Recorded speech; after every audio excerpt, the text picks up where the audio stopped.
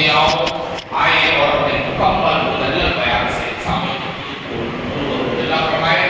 آئے ان کا شفاعت نعرہ تکبیر رسالت سے ملے نعرہ تکبیر نعرہ رسالت جشن شہید اعظم جشن شہدائے کربلا علماء اہل سنت حضرت علامہ مولانا عبدالحمید صاحب قبلہ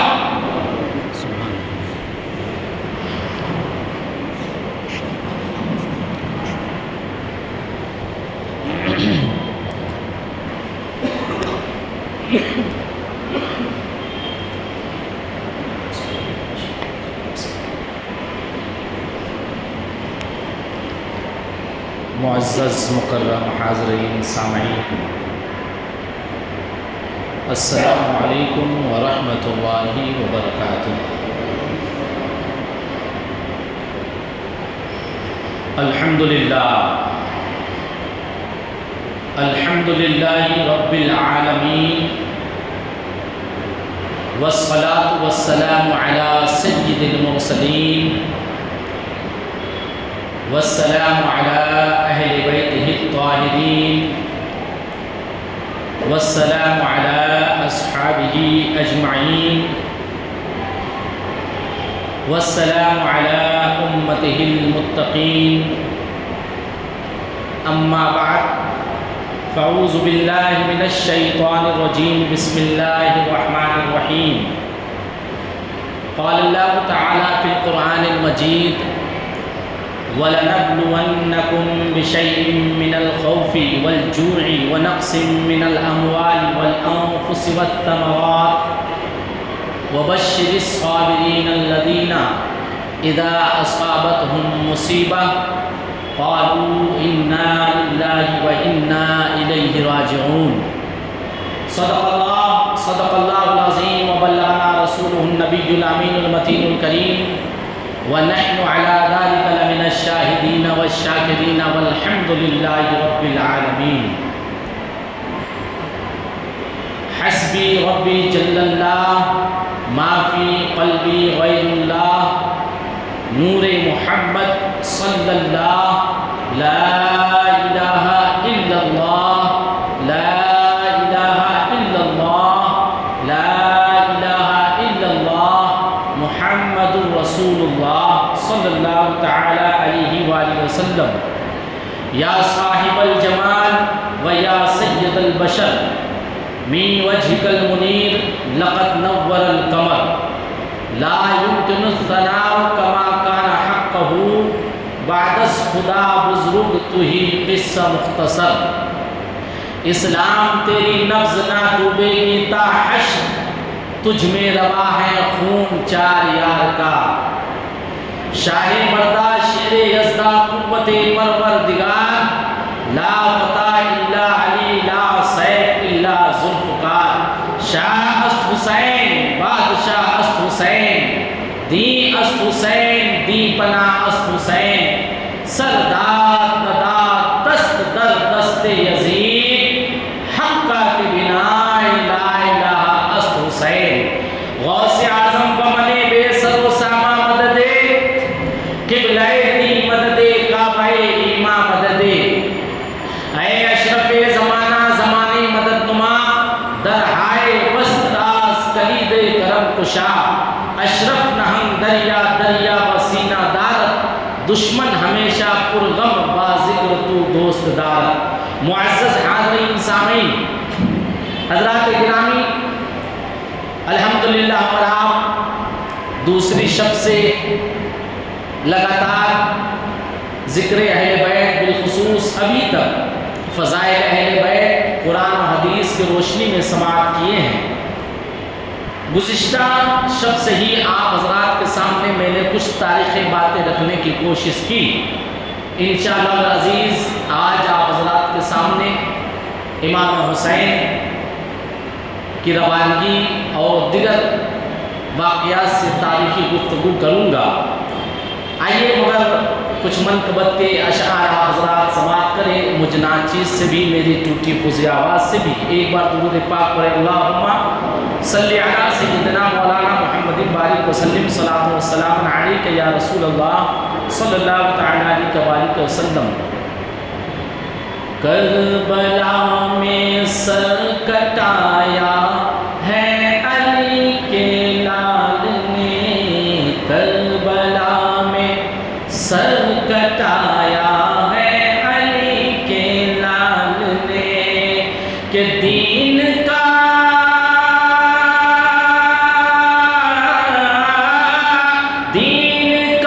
ڈنکا بجایا ہے علی کے لال نے، کربلا میں سر کٹایا ہے علی کے لال نے، اور ظالموں نے ہاتھ مانگا جس گھڑی شبیر سے، ظالموں نے ہاتھ مانگا جس گھڑی شبیر سے، اس کے بدلے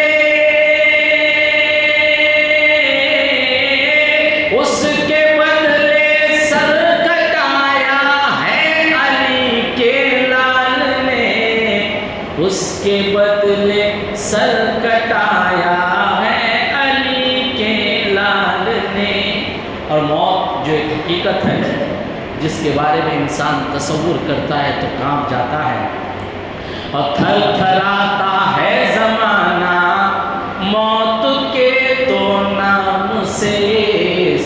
تھر تھراتا ہے زمانہ موت کے تو نام سے، موت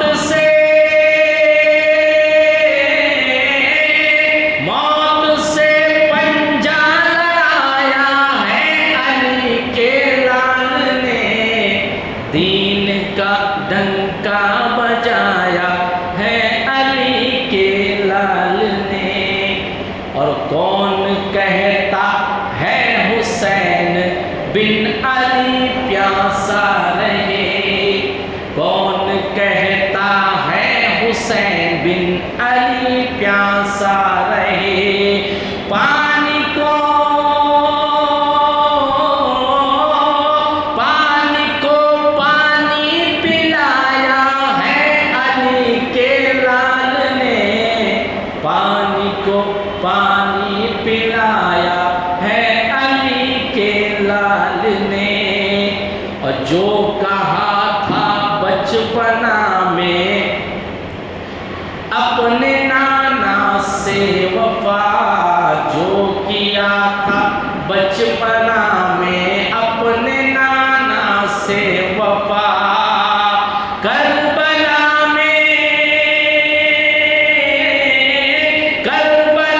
میں وہ نبھایا ہے علی کے لال نے، موت سے پنجا لڑایا ہے علی کے لال نے، پانی کو پانی پلایا ہے علی کے لال نے، خواب میں دیکھا جسے حضرت خلیل نے، خواب میں دیکھا جسے حضرت خلیل نے، خواب سچا کر دکھایا ہے علی کے لال نے، دین کا ڈنکا بجایا ہے علی کے لال نے۔ اور آخری شعر ہے کہ عظمت دین محمد کو بچانے کے لیے، عظمت دین محمد کو بچانے کے لیے، اپنے گھر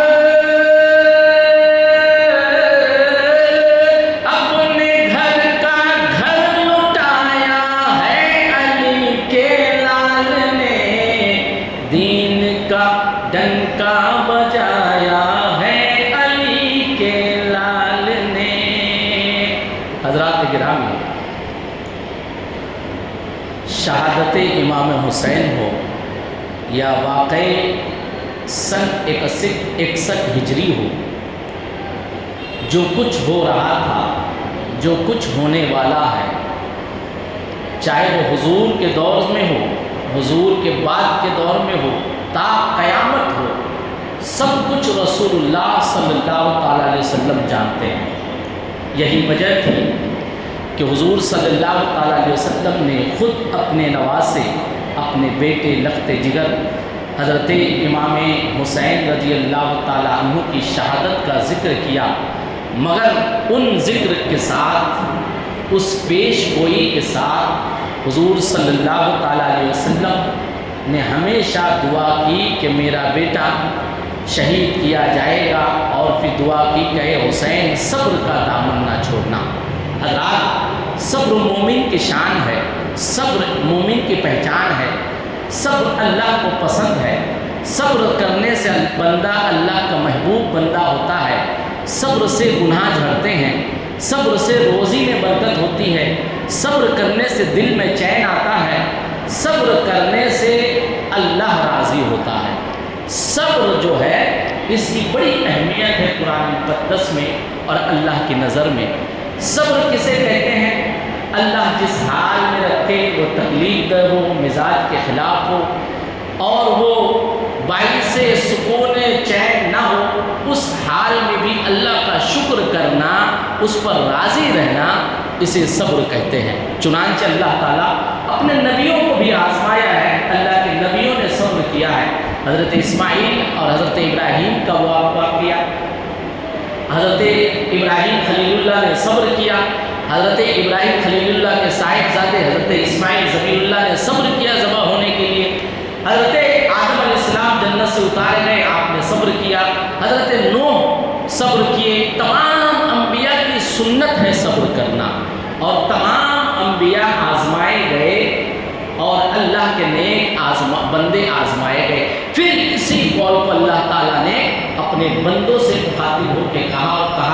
وَلَنَبْلُوَنَّكُمْ بِشَيْءٍ مِّنَ الْخَوْفِ وَالْجُوعِ وَنَقْصٍ مِّنَ الْأَمْوَالِ وَالْأَنفُسِ وَالثَّمَرَاتِ وَبَشِّرِ الصَّابِرِينَ الَّذِينَ إِذَا أَصَابَتْهُمْ مُصِیبَۃٌ۔ حضرات گرامی، اس کا مفہومی ترجمہ سماعت کیجیے۔ اللہ فرماتا ہے اپنے بندوں سے کہ اور ہم تمہیں ضرور آزمائیں گے۔ کس چیز سے آزمائیں گے؟ کبھی ڈر سے آزمائیں گے۔ انسان کبھی خوف زدہ ہوتا ہے تو اس وقت انسان صبر کرے اور اللہ کی طرف سے دیے ہوئے ڈر خوف پر راضی ہو تو اللہ تعالیٰ فرماتا ہے کبھی ہم تمہیں، اے بندو، کبھی میں تمہیں خوف دے کر آزماؤں گا۔ وَلَنَبْلُوَنَّكُمْ بِشَيْءٍ مِّنَ الْخَوْفِ وَالْجُوعِ، کبھی تمہیں بھوکے رکھ کر آزماؤں گا، کبھی پھلوں کی کمی کر کے آزماؤں گا۔ اور سنو، جنہوں نے صبر کیا تو ان کے لیے خوشخبری کی بشارت ہے۔ یہ اللہ تعالیٰ ارشاد فرماتا ہے قرآن مقدس میں۔ صبر کا بڑا اچھا صلہ ہے، اللہ تعالیٰ اپنے بندوں کو صلہ دیتا ہے۔ یاد رکھیے کہ اللہ تعالیٰ اپنے بندوں سے محبت فرماتا ہے، وہ اپنے بندوں کو اگر کسی طرح کی تکلیف میں مبتلا بھی کرتا ہے تو اس کی تکلیف کے بدلے اللہ تعالیٰ انہیں ثواب عطا فرماتا ہے۔ چنانچہ حدیث پاک کا مفہوم ہے کہ رسول اللہ صلی اللہ تعالیٰ علیہ وسلم نے ارشاد فرمایا، جب پریشان حال بندہ اپنی پریشانی پر صبر کرتا ہے اور اس پر راضی ہوتا ہے اور اس پر راضی ہوتا ہے، اللہ کا شکر ادا کرتا ہے، تو اللہ تعالیٰ اس بندے کو اس عمل کے بدلے میں ثواب عطا فرماتا ہے۔ نعرہ تکبیر، نعرہ رسالت، نعرہ حیدری، نعرہ حیدری، فیضان حضور مخدوم سمنا، فیضان حضور شہید راہ مدینہ، نعرہ تکبیر، نعرہ رسالت۔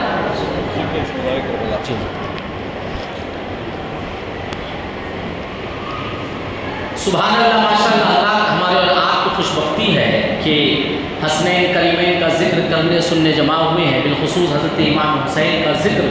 کرنے سننے جمع ہوئے ہیں۔ انہی کے آل میں سے اولاد حضور شہید راہ مدینہ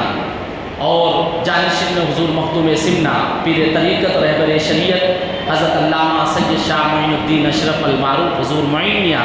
پریزیڈنٹ آل انڈیا سنی جمعیت العلماء و صاحب سجادہ آستانہ عالیہ درگاہ کی چوچا مقدسہ ہمارے درمیان تشریف رکھتے ہیں۔ سبحان اللہ، یہ سعادت مندی کی بات ہے کہ ان کے آبا اجداد کا ہمارا آپ ذکر سن رہے ہیں اور انہیں کے آل کی زیارت سے بھی محظوظ ہو رہے ہیں، فیض یاب ہو رہے ہیں۔ اللہ تعالیٰ سے دعا ہے کہ اللہ تعالیٰ اپنے پیارے حبیب کے آل کی موجودگی میں صدقے میں ہمارے جمع ہونے کو قبول فرمائے اور شہدائے کربلا امام حسین کی محبت کو قبول عطا فرمائے۔ حضرات گرامی، تو اللہ تعالیٰ اپنے بندوں کو آزماتا ہے اور جو بندہ اللہ کی اس آزمائش پہ اتر آتا ہے تو اللہ نے اس کے لیے انعام کا اعلان فرمایا۔ حضرت ابو ہریرہ رضی اللہ تعالیٰ عنہ سے روایت ہے کہ رسول اللہ صلی اللہ علیہ وسلم نے ارشاد فرمایا کہ تم میں سے اگر کسی کا بیٹا انتقال کر جائے، جب تم میں سے کسی کی اولاد کو موت آ جائے تو اللہ تعالیٰ اس وقت اپنے فرشتوں سے پوچھتا ہے کہ میرے فرشتوں بتاؤ، میں نے جو میرے فلاں بندے کے اولاد کو موت دے دیا اس میں وہ میرا بندہ کیا کر رہا ہے؟ تو اس وقت ہمارے ارد گرد فرشتے ہوتے ہیں جو ہمارے حال کو اللہ کی بارگاہ میں بیان کرتے ہیں، اور جب اللہ تعالیٰ ان فرشتوں سے پوچھتا ہے کہ وہ میرے بندے اس کے اولاد کے انتقال پر کیا کر رہے تھے، کیا کہہ رہے تھے، تو فرشتے کہتے ہیں یا اللہ وہ تو غم زدہ تھے، تکلیف زدہ تھے، رو رہے تھے، مگر ساتھ میں یا اللہ وہ یوں کہہ رہے تھے، تیرا شکر کر رہے تھے، تیرا نام لے رہے تھے اور کہہ رہے تھے انا للہ و انا الیہ راجعون۔ تو اللہ تعالیٰ فرماتا ہے کہ میرے بندوں سنو، میں نے اس مردہ یعنی ان کے گھر سے جو میت ان کی بھی مغفرت فرما دیا ہے اور ان لوگوں کو یعنی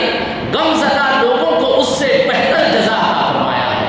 اللہ تعالیٰ مومن کی تکلیف میں ان کو بہتر جزا عطا فرماتا ہے۔ اسی طرح حضرت ابو ہریرہ رضی اللہ تعالیٰ عنہ کی روایت ہے کہ قیامت کے دن کچھ لوگ ایسے ہوں گے جنہیں جنت میں ایک علیحدہ مقام دیا جائے گا، تو دیکھنے والے دیکھیں گے، کہیں گے کہ انہیں یہ مقام کس لیے حاصل ہے، کیا نیکی کیا انہوں نے، کیا مرتبہ ہے ان کا؟ تو فرشتے کہیں گے یہ وہ لوگ ہیں جو دنیا میں تکلیف میں زندگی گزارے، مسائل کا سامنا کیے، مصیبت میں رہے اور صبر کیے، اللہ کا شکر ادا کیے، اس پر راضی رہے، تو اللہ تعالیٰ نے انہیں انعام کے طور پر جنت میں یہ الگ مقام عطا فرمایا ہے۔ حضرات گرامی، جب سننے والے دوسرے لوگ سنیں گے تو اللہ کی بارگاہ میں یہ گزارش کریں گے، عریضہ پیش کریں گے، اے رب دو جہاں، اگر تکلیف پہ صبر کرنے کا یہ صلہ ہے تو تو ہمیں دوبارہ دنیا میں بھیج، ہم اپنے بدن سے کھال کیچیوں سے اتار کر اس پہ تیری رضا پہ راضی ہوں گے، اللہ تو ہمیں بھی یہ مقام عطا فرما۔ تو لوگ صابروں کے انعامات کو دیکھنے کے بعد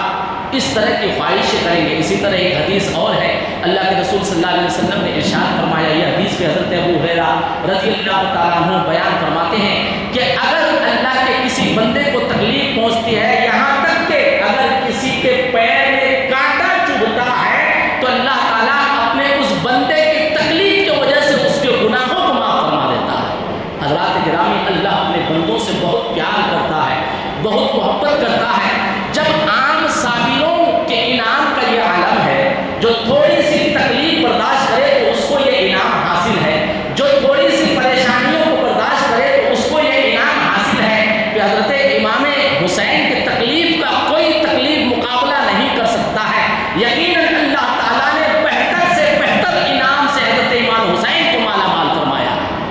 حضرت امام حسین جیسا کوئی صابر ہے، دنیا کی ساری تکلیفیں ایک طرف، حضرت امام حسین کی تکلیف ایک طرف، دنیا کے سارے لوگوں کا صبر ایک طرف، حضرت امام حسین کا صبر ایک طرف، دنیا کے حضرت امام حسین کے جیسا کسی کا صبر نہیں ہو سکتا ہے، اسی طرح حضرت امام حسین کے صبر کی دنیا میں کسی کا مقام نہیں ہو سکتا ہے۔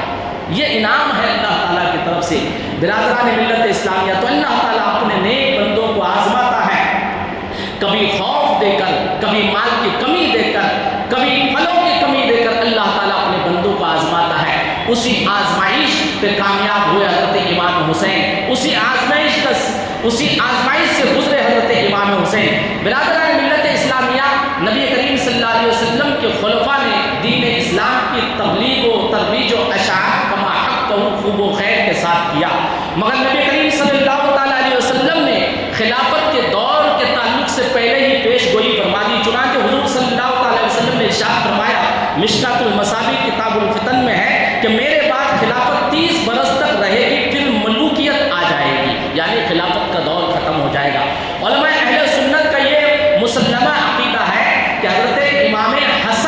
خلافت کا دور رہا، اس کے بعد پھر خلافت کا دور ختم ہو گیا۔ حضرات کرام، حضرت امام حسن نے نبی کریم صلی اللہ علیہ وسلم کی اس پیش گوئی کو پوری فرمایا جس میں حضور نے فرمایا تھا کہ یہ میرا بیٹا میری امت کے 2 گروہوں میں صلح کروائے گا۔ حضرت امام حسن مشروط کچھ شرائط کے بعد حضرت امیر معاویہ رضی اللہ تعالی عنہ کو آپ نے حکومت و سلطنت سونپی۔ اس کے بعد آپ مدینہ شریف چلے گئے۔ حضرت امیر معاویہ رضی اللہ تعالی عنہ چونکہ دیگر خلفائے راشدین کے زمانے بھی بطور گورنر، حاکم اور دیگر کئی اعلیٰ عہدوں میں دین کا کام کیے، سلطنت و حکومت میں آپ نے خدمات انجام دیے۔ حضرت ابوبکر صدیق کے دور میں آپ نے کام کیا، حضرت عمر فاروق کے زمانے میں، حضرت عثمان غنی کے زمانے میں، حضرت علی مرتضیٰ رضی اللہ تعالیٰ عنہ کے زمانے میں آپ نے دینی خدمات انجام دیا۔ 20 سال کا آپ کا ادھر کا تجربہ، پھر اس زمانے اس کے بعد حضرت امام حسن نے جب آپ کو سلطنت سونپی، حکومت سونپی، اس کے بعد حضرت امیر معاویہ رضی اللہ تعالیٰ عنہ نے برابر کما حق و اللہ اس کے رسول کے ارشادات احکامات کے اوپر عمل کرتے ہوئے سلطنت کی خدمات انجام دی۔ جب آپ کا وقت قریب آیا وصال کا تو آپ نے اپنے صاحبزادے، آپ نے اپنے بیٹے یزید کو بلایا اور اسے نصیحت کیا۔ اللہ سمجھ، علماء اہل سنت والجماعت اس پہ گفتگو کرتے ہیں کہ حضرت امیر معاویہ رضی اللہ تعالیٰ عنہ کی نیت کے بارے میں کسی کو کسی طرح کے شک کرنے کی گنجائش نہیں ہے۔ ہاں، آپ کا وہ فیصلہ کہ آپ نے یزید کو حکومت سونپا اور انہیں ان لوگوں کے درمیان حکومت کا سارا بات ڈور دیا، یہ آپ کی غلطی تھی کہ کیا تھی، اس تعلق سے خاموش رہیں گے، مگر یہ بات عقیدہ اہل سنت کے مطابق جاننا بھی پڑے گا، ماننا بھی پڑے گا اور کہنا بھی پڑے گا کہ حضرت امیر معاویہ رضی اللہ تعالیٰ عنہ کی نیت کبھی خراب نہیں تھی اور ہو بھی نہیں سکتی، کیونکہ آپ کا مقام و مرتبہ ہے، آپ اللہ کے رسول صلی اللہ علیہ وسلم کے چہیتے صحابی ہیں، آپ کے بھی فضائل ہیں، آپ کے بھی فضائل ہیں۔ چنانچہ حضرت نبی کریم صلی اللہ تعالیٰ علیہ وسلم کے صحابی نے اپنے بیٹے یزید کو خلافت سونپا مگر انہیں نصیحت کیا۔ اب اس کے بعد یزید جب تخت نشین ہوا تو اس نے اپنے والد یعنی حضرت امیر معاویہ رضی اللہ تعالیٰ عنہ کے نصیحتوں کو بھی نظر انداز کیا اور اسے ڈر ہوا، کیونکہ جب وہ حضرت امیر معاویہ کے زمانے میں تھا، اس کے آداب اطوار، اس کے اخلاق آداب اور اس کی بد زبانی، اس کی بدکرداری معاشرے میں مشہور تھا۔ یہی وجہ تھی کہ کئی صحابہ کرام نے حضرت امیر معاویہ رضی اللہ تعالیٰ عنہ کو منع بھی کیا، مگر چونکہ اس وقت حالات ایسے تھے، اگر حضرت امیر معاویہ رضی اللہ تعالیٰ عنہ اپنے بیٹے یزید کو خلافت کا باغ ڈور نہیں دیتے تو اس خلافت کے لیے بھی امت میں خدشات ہو جاتا اور جنگ و قتال شروع ہو گیا ہوتا۔ چنانچہ آپ نے یزید کو نصیحت کے بعد خلافت دیا، مگر یزید پلید نے اپنے والد کی نصیحتوں کو بھی نظر انداز کیا اور وہ جیسے ہی تخت نشین ہوا اور اپنی منمانی پہ اتر آیا اور اپنے والد نعرہ تکبیر، نعرہ رسالت، نعرہ حیدری، نعرہ حسین، یا حسین، نعرہ حسین، شہدائے کربلا۔ حضرات گرامی، ہماری اور خوش بختی ہے کہ ہمارے درمیان شہزادہ حضور شہید راہ مدینہ اشرف الصوفیہ حضرت سید شاہ حسین اشرف الاشرفی جیلانی تشریف رکھتے ہیں۔ برادران ملت اسلامیہ، 60 ہجری میں یزید تخت نشین ہوا اور 61 ہجری کے ابتدائی 10 دنوں میں سانحہ کربلا پیش آیا، جس کا واضح مطلب یہ ہوا کہ حضور صلی اللہ علیہ وسلم نے یزید کی حکومت سے پناہ مانگنے کا حکم فرمایا تھا۔ یہ بھی آپ نے پیش گوئی فرمایا تھا کہ یہی وہ شخص ہوگا جو اہل بیت کے خون سے ہاتھ رنگے گا۔ چنانچہ حضور صلی اللہ علیہ وسلم کے حکم کی پیروی میں حضرت ابو ہریرہ رضی اللہ تعالیٰ عنہ یزید کی نوخیز اور لاوالی حکومت اور اس کے ظلم و ستم سے بھرپور دور رہنے کے لیے اللہ سے پناہ مانگی، اللہ سے دعا فرمائی۔ حضرات گرامی، یزید جب جیسے ہی تخت نشین ہوا تو اسے خوف ہوا کہ جو حضور صلی اللہ تعالیٰ علیہ وسلم کے جانثار صحابہ ہیں وہ لوگ میری حکومت کی مخالفت کریں گے، کہیں ایسا نہ ہو کہ وہ میرے خلاف لوگوں کے ہاتھ میں بیعت کرنے لگے۔ برادران ملت اسلامیہ، میں یہاں آپ کو ایک لفظ بتا دینا چاہتا ہوں کہ جب اس درمیان لفظ بیعت کا ذکر ہوگا، بیعت کہا جائے گا، تو اس سے مراد وہ بیعت نہیں ہے جو آج ہم اور آپ اپنے پیر و مرشد سے بیعت ہوتے ہیں۔ بیعت کا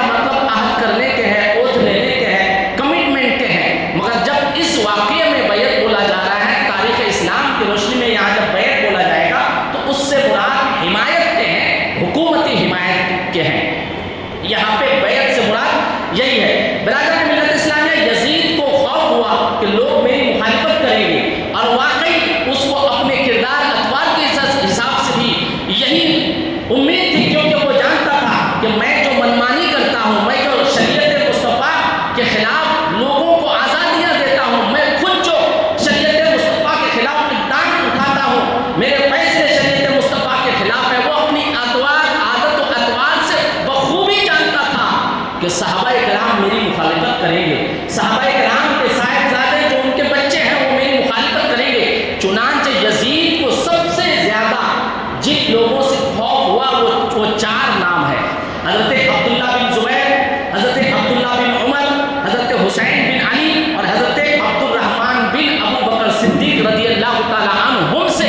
یزید کو زیادہ خوف ہوا۔ جیسے ہی وہ تخت نشین ہوا، اس نے سب سے پہلے خبر لیا کہ ان 4 میں سے کون اس وقت کہاں پہ ہے۔ ان 4 میں سے حضرت عبداللہ بن زبیر اور حضرت حسین بن علی اس وقت مدینہ میں تھے۔ چنانچہ یزید پلید نے سب سے پہلے مدینے کے گورنر کے نام ایک خط روانہ کیا کہ تم جہاں ہو، جس حال میں ہو، سب سے پہلے دیکھو کہ عبداللہ بن زبیر، حسین بن علی، عبداللہ بن عمر اور عبد الرحمن بن ابو بکر صدیق تمہیں کہاں نظر آئے۔ ان میں سے جو تمہیں نظر آئے تم فوراً ان سے میرے تعلق سے بیعت لو، ورنہ یہ میرے خلاف آواز اٹھائیں گے اور لوگ ان کے ہاتھ پر بیعت کریں گے۔ یزید نے مدینہ کے گورنر کے نام جب یہ خط بھیجا تو مدینہ کا گورنر نے پتہ کیا، اور اس نے حضرت امام حسین اور حضرت عبداللہ بن زبیر کے تعلق سے خبر پایا کہ یہ دونوں لوگ مسجد نبوی میں بیٹھے ہیں۔ قاصد بھیجا مدینہ کے گورنر نے، اور قاصد بھیجا کہ جاؤ انہیں کہہ دو کہ تمہیں گورنر مدینہ نے بلایا ہے۔ حضرت عبداللہ بن زبیر اور حضرت حسین بن علی رضی اللہ تعالیٰ عنہما مسجد نبوی میں تشریف فرما ہے، اور جس وقت مدینہ کے گورنر نے انہیں بلانے کے لیے بھیجا تو معمول کے مطابق اس وقت مدینہ کا گورنر ولید کسی سے بات نہیں کرتا تھا۔ دونوں بزرگوں کو شک ہوا کہ کچھ بات ہوئی ہے۔ حضرت امام حسین نے حضرت عبداللہ بن زبیر نے سرگوشی کی، کہیں ایسا تو نہیں کہ حضرت امیر معاویہ کا وصال ہو گیا ہو اور یزید اس کا بیٹا تخت نشین ہوا ہو، یا اس کے تعلق سے کوئی خبر ہو، یہ سرگوشی کیے۔ دونوں نے سرگوشی کرنے کے بعد اس قاصد سے پوچھا کہ ہمیں کیوں بلایا گیا ہے؟ تو قاصد نے کہا کہ میں تو غلام ہوں، صرف پیغام لے کر آپ کے پاس حاضر ہوا ہوں، اسی طرح اگر آپ کا کوئی پیغام ہے تو میں گورنر کے پاس پہنچا دیتا ہوں۔ مگر حضرت امام حسین نے جب یہ سنا تو آپ خاموش رہے اور ان سے کہا کہ تم جاؤ، ہم بعد میں آتے ہیں۔ حضرات گرامی، اس کے بعد پھر حضرت عبداللہ بن زبیر اور حضرت حسین بن علی رضی اللہ تعالیٰ عنہما نے سرگوشی کیا، مشورہ کیا اور کہا کہ کیا وجہ ہو سکتی ہے، اور اسی وجہ پہ دونوں لوگوں نے گفتگو کی۔ حضرت عبداللہ بن زبیر نے حضرت حسین بن علی سے کہا آپ کا کیا ارادہ ہے، کیا آپ ابھی جائیں گے؟ گورنر نے مدینہ سے ملنے کے لیے مجھے تو خوف لگ رہا ہے، میں اس وقت نہیں جاؤں گا۔ چنانچہ حضرت عبداللہ بن زبیر ایک کے بعد دیگر ایک دن ٹال دیے، اس کے بعد فوراً وہ اپنے بھائی کے ساتھ مکہ کے لیے روانہ ہو گئے۔ حضرت حسین بن علی نے گورنر نے مدینہ کے پاس پیغام بھجوایا کہ میں آ رہا ہوں، اور آپ نے اپنے چند ساتھیوں کے ساتھ پہلے میٹنگ کی اور کہا کہ ہم مدینہ کے گورنر کے پاس جا رہے ہیں، میں اندر اس کے ساتھ بات کروں گا، اگر تمہیں کچھ ناخوشگوار واقعہ نظر آئے تو فوراً تم میرے پاس آ جانا۔ چنانچہ حضرت حسین بن علی رضی اللہ تعالیٰ عنہ مدینہ کے گورنر ولید کے پاس گئے، اور مدینہ کے گورنر ولید نے یزید بن معاویہ کا وہ پیغام سنایا کہ بیعت لیا جائے۔ حضرت امام حسین مدینہ کے گورنر سے گفت و شنید کر رہے ہیں۔ مدینہ کے گورنر ولید کا ایک نائب اور بہت ہی قریبی مروان نام سے شخص تھا۔ حضرت امام حسین نے جب یزید کے خط کو سنا تو آپ نے ولید کو کہا کہ میں اس وقت چھپ کے اور اکیلے بند کمرے میں بیعت نہیں کر سکتا، اگر تمہیں میری بیعت چاہیے ہی تو تم چلو باہر، عوام کے سامنے علن اعلان تم بیعت لو، اور اس پہ میں مزید غور و خوض کروں گا، اس کے بعد بیعت کروں گا۔ حضرت امام حسین نے جب انکار کیا تو مروان نام کا ملعون وہاں موجود تھا، اس نے ولید سے کہا کہ یہ اچھا موقع ہے، اس نے بیعت کرنے سے انکار کیا، اسے فوراً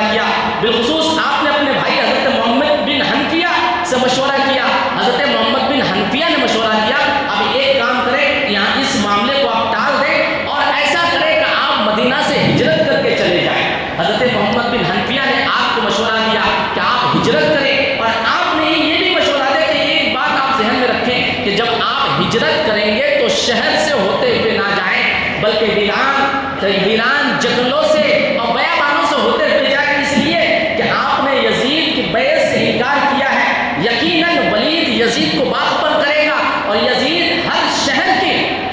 ذمہ داروں کو آپ کے تعلق سے باخبر کرے گا کہ آپ جہاں نظر آئیں آپ کے ساتھ زور زبردستی کی جائے اور جنگ و قتال کیا جائے۔ اس لیے آپ شہروں سے ہوتے ہوئے جانے کے بجائے آپ ویران جنگلوں سے جائیں۔ حضرت محمد بن حنفیہ کے اس مشورے پہ آپ نے عمل کیا، چنانچہ آپ نے اپنے گھر والوں کو پورا معاملہ بتایا اور زیادہ سفر باندھنے کے لیے آپ نے حکم دیا۔ حضرات گرامی برادران ملت اسلامیہ، حضرت امام حسین رضی اللہ تعالیٰ عنہ کو حضرت محمد بن حنفیہ نے یہ بھی مشورہ دیا کہ آپ رات کے اندھیرے میں نکلیں تاکہ آپ کو کوئی دیکھے نہیں، اس لیے کہ آپ کی بیعت یزید کے لیے بہت معنی رکھتی ہے، لہٰذا آپ کسی طرح ویران راستوں سے ہوتے گزر جائے۔ حضور صلی اللہ تعالیٰ علیہ وسلم کے یہ شہزادے اپنے گھر آئے، آپ نے اپنے گھر کی خواتین کو اور لوگوں کو زیادہ سفر باندھنے کا حکم دیا۔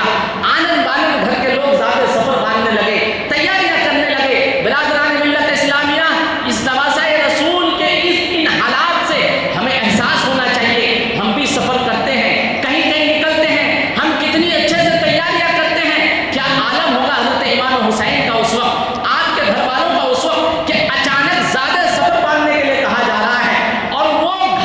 وہ شہر چھوڑنے کے لیے کہا جا رہا ہے جہاں پہ پیدا ہوئے، جہاں پہ بڑے ہوئے، جہاں پہ کھیلے کودے۔ اللہ سمت مدینہ کی سرزمین وہ سرزمین ہے جہاں کی مٹی کے بارے میں رسول صلی اللہ علیہ وسلم ارشاد فرماتے ہیں کہ یہاں کے ہوا میں مٹی میں اللہ تعالیٰ نے شفا رکھ دیا ہے۔ حضرت امام حسین رضی اللہ تعالیٰ عنہ نے گھر والوں کو سفر سامان باندھنے کا حکم دیا، تیاری کا حکم دیا۔ اس کے بعد آپ سب سے پہلے اپنے نانا جان کے قبر انور پر حاضری دیتے ہیں اور آپ نے پورا ماجرا وہاں اپنے نانا جان خاتم النبیین پیارے رسول صلی اللہ تعالیٰ علیہ وسلم سے بیان فرمایا۔ آپ نے پورا معاملہ بیان کیا۔ اس کے بعد آپ چلے گئے اپنی والدہ حضرت فاطمہ زہرا کے قبر انور پر، آپ نے وہاں حاضری دی۔ بعض مورخین نے اسے بتفصیل لکھا ہے کہ آپ جب حضرت خاتون جنت رضی اللہ تعالیٰ عنہا کے قبر مبارک پر گئے تو آپ وہاں پہ اپنے حالات بیان کرتے ہوئے، زار و قرار ہوتے ہوئے آپ نے وہ واقعات بیان کیے کہ ماں آج مجھے وہ گھر چھوڑنا پڑ رہا ہے جس گھر میں میں پیدا ہوا ہوں، اے ماں آج مجھے وہ گھر چھوڑنا پڑ رہا ہے، نانا کی امت نے مجھے کہاں لا کر کھڑا کر دیا، نانا کی امت نے مجھے کس طرح مجبور کر دیا ہے، ماں آج مجھے میرا آنگن چھوڑنا پڑ رہا ہے، اے ماں آج میں تجھ سے دور جانے پر مجبور ہو گیا ہوں۔ حضرت امام حسین نے سارا معاملہ زار و قطار رو کے بیان کیا۔ مورخین لکھتے ہیں کہ اس درمیان حضرت امام حسین کی آنکھ لگ گئی، روتے روتے آنکھ لگ گئی، اپنی پریشانی کہے تو کس سے کہے۔ یہ انسانی فطرت ہے کہ انسان اپنی بڑی پریشانیوں کو اور اپنی پریشانیوں کو اگر کسی کے سامنے دل سے پیش کرتا ہے تو ماں کے سامنے پیش کرتا ہے، اس لیے کہ ماں کی ممتا میں وہ طاقت ہے، دعا میں وہ اثر ہے، وہ چاہتے ہیں تو اللہ کی قدرت بدل جایا کرتی ہے۔ آپ کی آنکھ لگ گئی، مورخین نے لکھا ہے کہ آپ کے آنکھ لگنے پر آپ کی والدہ نے آپ کو دلاسا دیا اور آپ کی والدہ نے آپ کو دلاسا دے کر دلاسا دیا کہ اس درمیان آپ کی آنکھ کھل جاتی ہے۔ آپ آئے اپنے گھر والوں کے ساتھ، رات کے اندھیرے پہ نکلتے ہیں۔ اللہ سمجھ، مورخین نے لکھا ہے کہ جس رات حضرت امام حسین مدینہ سے مکہ کے لیے ہجرت کر رہے ہیں، اور راتوں کی اور شام کی باتیں ایسی ہوتی ہے کہ رات ہوتی ہے، شام ہوتا ہے تو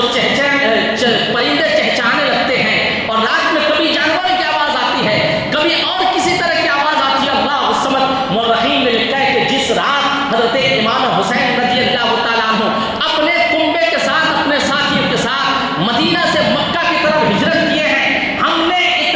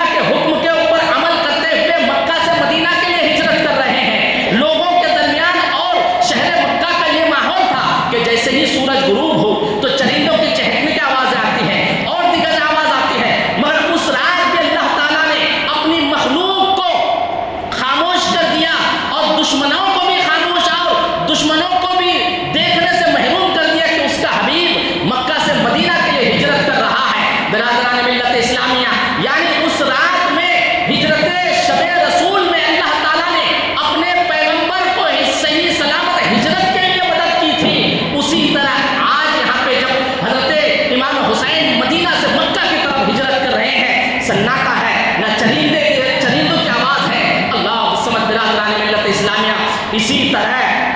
28 रजबुल मुरज्जब 29 हिजरी की रात कुल 82 नुफूसे कुदसिया ने मदीना से मक्का की तरफ हिजरत किया। उन 82 लोगों में 72 मर्द हजरात थे और 10 खवातीन का जिक्र आता है। हजरात गिरामी, मदीना से मक्का के डिस्टेंस आप हजरात जानते हैं। हमारा आज तो दिगर आलात से सफर करते हैं, गाड़ी है और दिगर जराए हैं, मगर उस दौर का ख्याल कीजिए, उस दौर में कितना लगा होगा। मदीने के डिस्टेंस के बारे में 300 से ज्यादा, 300 किलोमीटर से ज्यादा है। मुर्रखीन ने लिखा है इतने डिस्टेंस का सफर करने के लिए तकरीबन 4 से 5 दिन चाहिए। चुनांचे 28 रजबुल मुरज्जब हजरत इमाम हुसैन अपने कुंबे के साथ मक्का शरीफ के लिए रवाना हुए और तकरीबन 5 दिन के सफर के बाद 3 शाबान मुअज्जम 29 हिजरी को आप मक्का शरीफ पहुंचे। चूंकि वहां पे हजरत अब्दुल्ला बिन जुबैर पहले से पहुंचे हुए थे, आपका इस्तकबाल भी हुआ। हजरत अब्दुल्ला बिन जुबैर जब मक्का शरीफ पहुंचे तो वहां पे भी यजीद पलीद का हुक्म आ चुका था कि वहां पे तुम्हें फला फला शख्स में से अगर कोई नजर आए तो तुम उनसे बैयत लो, बैयत ना करे तो उससे जबरन बैयत लो, उसे कैद करो, यहां तक कि उसे कत्ल करो। जब मक्का में यजीद का लेटर पहुंचा था तो उस वक्त हजरत अब्दुल्ला बिन जुबैर मदीना से मक्का जा पहुंचे थे। मक्का में हजरत अब्दुल्ला बिन जुबैर को जब गवर्नर मक्का ने मौजूद पाया तो उसने यजीद पलीद का वो हुक्मनामा सुनाया। हजरत अब्दुल्ला बिन जुबैर ने साफ इनकार कर दिया। चुनांचे हजरत अब्दुल्ला बिन जुबैर चूंकि पहले से पहुंचे थे, आप अपने भाई के साथ थे और अपने साथियों के साथ थे, तो आपके साथ कुछ जंगी आलात भी थे, तलवार भाले वगैरह थे। आपने यजीद के हुक्म को ठुकराया और गवर्नर मक्का की मुखालिफत करते हुए आपने मुजाहिमत की, आपने डिफेंस किया। दोनों में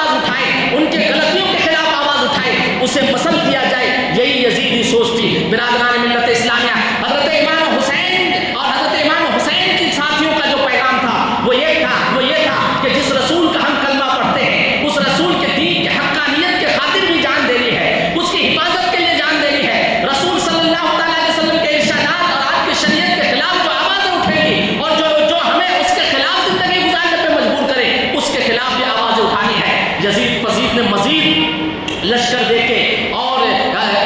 گورنر مکہ کی طرف خط روانہ کیا، اور اسے یہ بھی خبر ہو گئی کہ مدینہ سے حسین بن علی ہجرت کر گئے ہیں اور انہوں نے بیعت کرنے سے انکار کر دیا ہے۔ اللہ سمجھ، حضرت امام حسین رضی اللہ تعالیٰ عنہ جب مکہ شریف میں پہنچے تو لوگ اس وقت چونکہ رمضان کے بعد حج کے لیے لوگوں کا آنے جانے کا سلسلہ شروع ہو چکا تھا، لوگ آپ سے ملنے کے لیے جوک در جوک آ رہے تھے، سبھی لوگوں کی زبان پہ اسی حالت پر باتیں ہو رہی تھی کہ یزید تخت نشی ہو گیا ہے، یہ بددین وہ بددینی کو عام کر دے گا، یہ شریعت مصطفیٰ کے تقدس کو پامال کر دے گا، سب لوگ اسی پہ بات کر رہے تھے۔ حضرت امام حسین سے بھی لوگ الگ الگ مشورے لے رہے تھے کہ آپ کا خیال کیا ہے؟ اللہ سمجھ، ادھر یہ حال ہے، ادھر کوفہ کا عالم یہ ہے کہ کوفہ اس وقت کیپٹل سٹی تھا، دارالحکومت تھا، چونکہ حضرت علی مرتضیٰ رضی اللہ تعالیٰ جب وہاں پہ دارالحکومت قائم کیے تو آپ کے ماننے والے اور مسلمانوں میں سے کئی لوگوں نے اسی شہر کو اپنا دارالحکومت بنا دیا تھا۔ کوفہ اور بصرہ ایک بڑا شہر بن چکا تھا۔ جب کوفہ میں بھی یہ بات عام ہوئی کہ حضرت امیر معاویہ کا وصال ہو گیا ہے، یزید تخت نشی ہوا ہے، اللہ سمجھ، یزید کے تخت نشی کے بعد اہل کوفہ میں بھی بے چینی پھیل گئی، اہل بصرہ میں بھی بے چینی پھیل گئی، اور اہل کوفہ میں یہ بھی خبر پہنچ گئی کہ حضرت حسین بن علی نے یزید کی بیعت سے انکار کیا ہے، اور انکار ہی نہیں بلکہ آپ اس سے کنارہ کرتے ہوئے مدینہ سے مکہ کی طرف ہجرت کر چکے ہیں۔ اہل کوفہ میں جب آپ بات پہنچی تو اہل کوفہ نے حضرت امام حسین کو خط بھیجنا شروع کر دیا کہ ہم یزید بن معاویہ کو بدل چاہتے ہیں، اے حسین بن علی، ہمارے لیے آپ سے بڑھ کر کوئی رہنما کون ہو سکتا ہے؟ ہمارے لیے آپ سے بڑھ کر کوئی سچا مرشد و ہدایت دینے والا کون ہو سکتا ہے؟ ہمارے لیے آپ کی بارگاہ کے علاوہ ہمارے لیے کوئی پناہ لینے کی بارگاہ کیا ہو سکتی ہے؟ اے حسین بن علی، ہم یزید کو تخت نشی ہوتے ہوئے نہیں دیکھنا پسند کرتے، اس کے ہاتھ پر بیعت نہیں کرنا چاہتے ہیں، ہم ان کے کردار سے واقف ہیں، ان کے عادات سے واقف ہیں، ان کی بددیانی سے واقف ہیں۔ اے حسین بن علی، ہم آپ کے حمایت میں بیعت کرنا چاہتے ہیں، آپ کے ہاتھ میں بیعت کرنا چاہتے ہیں۔ برادران ملت اسلامیہ، کوفہ کے سرزمین سے خطوط پہ خطوط آ رہے ہیں، حضرت امام حسین کے پاس آئے دن نئے نئے خطوط آ رہے ہیں۔ حضرت امام حسین کے سامنے ایک طرف کوفہ سے آئے ہوئے خطوط ہے، دوسری طرف سے حج کے لیے آئے ہوئے مسلمانان عالم کا وہ جم غفیر ہے، حضرت امام حسین اسی پہ گفت و شنید کر رہے ہیں، مگر ایک خط حضرت امام حسین کو ایسا ملا جس پہ انہوں نے آخرت کا ذکر کیا۔ حضرت امام حسین نے اپنے ساتھیوں سے برجستہ اس وقت اپنا فیصلہ سنایا، کہا کہ میں ہر حال میں کوفہ کی طرف کوچ کروں گا، اس لیے کہ جتنے خطوط آئے ہیں ان خطوط کی حقیقت یہ ہے، اور ان خطوط کی وجہ سے مجھ پر یہ حد اور لازم ہوتا ہے کہ میں مسلمانوں کے رہنمائی کے لیے آگے جاؤں، میں باطل کے خلاف سرپرستی کے لیے آگے بڑھوں، لوگوں کے لیے میں آگے بڑھوں۔ حضرت امام حسین رضی اللہ تعالیٰ عنہ نے اپنے ساتھیوں کو یہ کہا اور بردستہ آپ نے فیصلہ کیا۔ کچھ لوگوں نے مشورہ دیا کہ ایسا کریں کہ آپ نہ جائیں، اس لیے کہ کوفیوں کے عادات بھی، ان کی بے وفائی بھی مشہور تھی۔ کئی لوگوں نے کہا کہ کوفی اپنے وعدے پہ سچے نہیں ہوتے ہیں، وہاں کے حالات کے بارے میں نہیں صحیح کہا جا سکتا ہے، چنانچہ آپ کو کسی نے حضرت مسلم بن عقیل کو پیشگی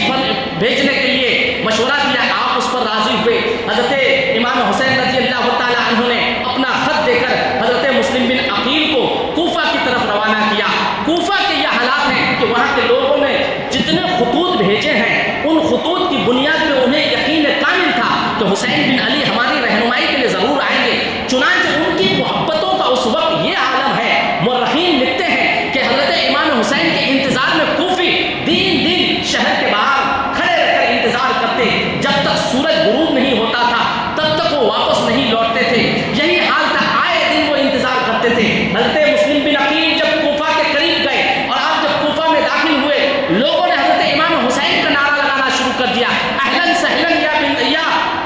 ابن رسول اللہ، اہلاً سہلاً یا ابن علی المرتضیٰ، اہلاً سہلاً یا ابن فاطمہ زہرا کے نعرے لگنے لگے۔ اللہ سمجھ، لوگوں نے سلام کیا، حضرت مسلم بن عقیل نے لوگوں کا سلام دیا، پہچاننے والوں نے یہ پہچانا کہ یہ حسین بن علی نہیں بلکہ یہ مسلم بن عقیل ہے۔ حضرت امام مسلم کا پرزور کوفہ میں استقبال ہوا، لوگوں نے بیعت کی، جوگ در جوگ لوگ ملنے آتے رہے۔ اللہ سمجھ، یہ حالات تھے۔ ایک دو دن میں یہ حالات دیکھنے کے بعد حضرت مسلم بن عقیل نے وہاں کے حالات کے خبر گیری کے لیے آپ نے خط روانہ کر دیا حضرت حسین بن علی کے پاس کہ یہاں کے یہ معاملات ہیں۔ برادران ملت اسلامیہ، جب حضرت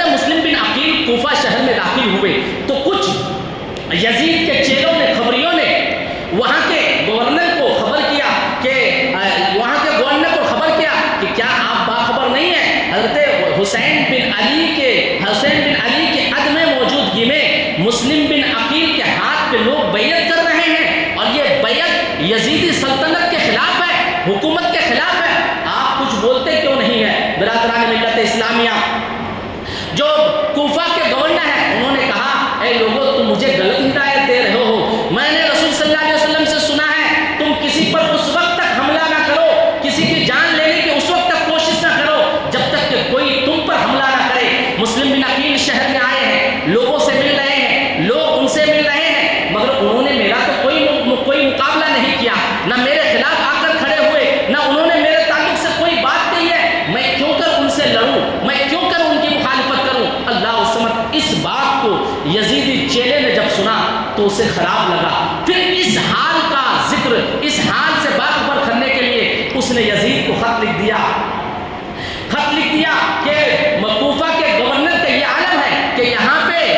حسین بن علی کے لیے مسلم بن عقیل آئے ہیں اور وہ ان کے لیے بیعت کر رہے ہیں، آپ کی حکومت کے خلاف یہاں پہ آوازیں اٹھ رہی ہیں، آپ کے خلاف لوگ بیعت کر رہے ہیں، مگر یہاں کا گورنر ہے کہ یہ نعمان بن بشیر ہے کہ یہ کچھ کرنے کو راضی نہیں ہے، یہ ٹھنڈے پڑے ہوئے ہیں، یہ ایک دم ہی خاموش ہیں، کچھ نہیں کر رہے۔ اللہ الصمد جب یزید نے یہاں سے بھی یہی منفی خبر سنا، ایک تو اسے تکلیف ہوئی کہ مدینہ سے خبر ملی حسین بن علی نے بیعت سے انکار کر دیا، دوسری تکلیف تو یزید کے لیے یہ خبر تھی کہ عبداللہ بن زبیر نے مکہ میں میرے لشکر کو شکست دے دیا، تیسری اس کے لیے تکلیف دہ خبر یہ ہے کہ کوفہ میں میری حکومت کے خلاف لوگ بیعت کر رہے ہیں اور حسین بن علی کا انتظار ہو رہا ہے، حسین بن علی کے غیر موجودگی میں ان کے مسلم بن عقیل کے ہاتھ پہ لوگ بیعت کر رہے ہیں۔ اللہ الصمد برادران ملت اسلامیہ، ادھر یزید مزید بے چین ہوا، گھبرایا، اور اس نے پھر مشورہ کرنے کے لیے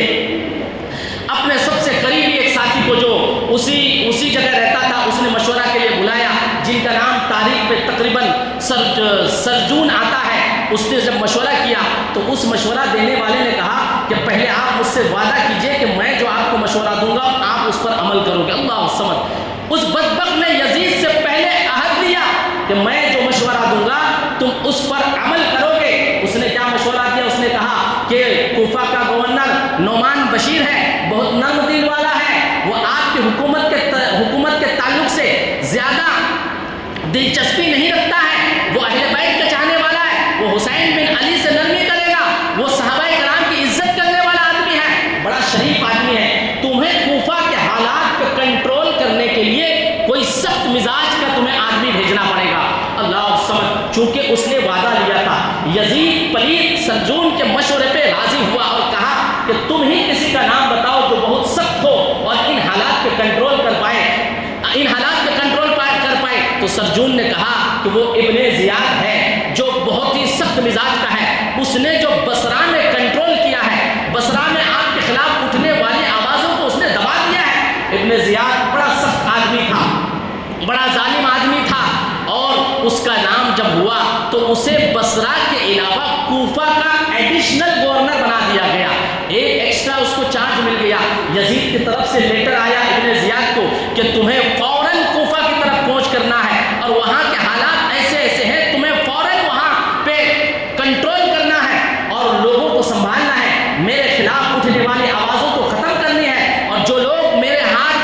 خلاف آوازیں اٹھا رہے ہیں ان کے تعلق سے تم فوراً ایکشن لو، چاہو تم اسے قتل کرو، قید کرو، میری مخالفت کی ہر آواز کو تم دباؤ۔ ابن زیاد کو جب یہ خط آیا، وہ بصرہ میں تھا، وہ خوشی کے مارے اچھلنے لگا کہ بصرہ کی گورنری کے علاوہ مجھے کوفہ کا گورنر بنایا گیا ہے۔ اب اس نے